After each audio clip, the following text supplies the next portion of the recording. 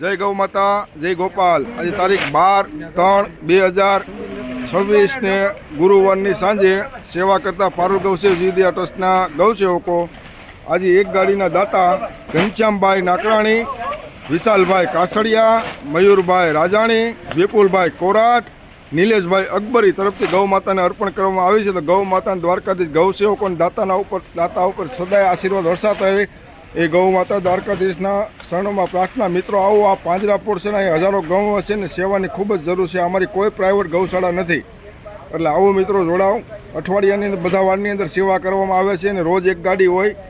ગુરુવારે સવારની ટીમ છે ને સાંજની છે, રવિવારે સવારની ટીમ, સોમવારે લાડવા બનાવવાની ટીમ, ગૌશાળાની ટીમ, મંગળવારે સાંજની ટીમ, બુધવારે સિમીર હોસ્પિટલની તેમજ ગૌશાળાની ટીમ, એમ અઠવાડિયાની 10 થી 11 વાર સેવામાં ગૌસેવકો જાય છે। સાંજે 9 થી 11 હોય ને સવારે 5 થી 7 હોય, એટલે કોઈને કામ ધંધા ખોટી કરીને આવવાનું નથી। આવો મિત્રો જોડાવો। બોલો કૃષ્ણ પ્રિય ગૌ માતા કી।